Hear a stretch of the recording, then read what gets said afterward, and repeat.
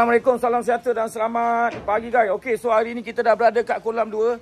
Kita nak saksikan pelepasan ikan tapak sebanyak 230 ekor untuk buka hari Khamis malam tau. So hari ni 25, Rabu 26, Khamis 27. 27. Kolam buka pukul 10 malam sampai 5 pagi, okey?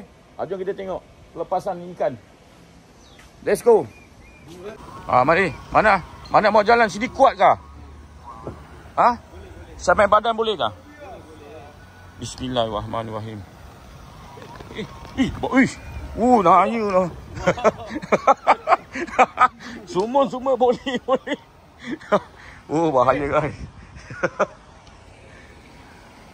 Boleh jalan geleng-geleng ke badan luar. Badan sebenarnya sikit lagi lah dia. Seram juga sikit je lagi tu. Bahaya lah. Oh, itu dia guys. Ya Allah, besarnya. Berapa? Air Khamis guys. Kaki dia kasar-kasar. Kasar. Air Khamis ni, air Khamis. Untuk air Khamis guys. Sebelum korang balik kampung kan, korang pancing dulu banyak buat stok. 230 guys. Buat stok balik kampung kan, buat stok balik kampung. 230, luar biasa anda. Macam kemarin angin pun kasar-kasar Itu dah stik. Yang lain kita dah makan steak limau kerapu tu. Kalau boleh kerapu tu bawa steak limau. Nampak kerapu. Besar tu. Tapi tu bukan bintik kan Mun? Bukan. Kepala kecil tak? Kepala kecil Mana kadang-kadang awak dua ni?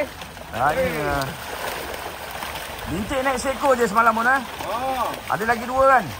Ada lagi 2 kan? Bintik 300 kan kalau naik. Tapi ini dalam ni ada tiger.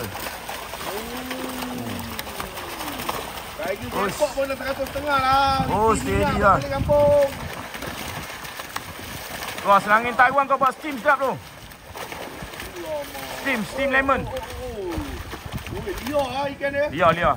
Binatang ni semua liar. Terbaik lah. Okey, nasib baik jambatan ni dekat, aku ikut sini je lah. Sekali kita lepas guys. 2 kali aku takut termasuk je dalam. Nanya tu. Okey. Ciao lah. Okey guys, itu saja informasi Wak Jan nak bagi tahu pada korang.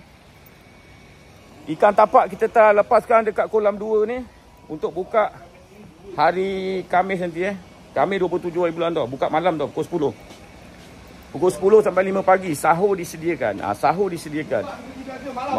Macam biasalah. Maknanya sahur kau tak payah beli guys. Sahur memang pihak kolam sponsor. Okey? Ingat, masuk kolam bangau tu confirm. Dapat seekor tu nasib. Kalau menggasak tu champion kan. So jadilah seorang pemancing yang profesional segi akhlak dia, okey?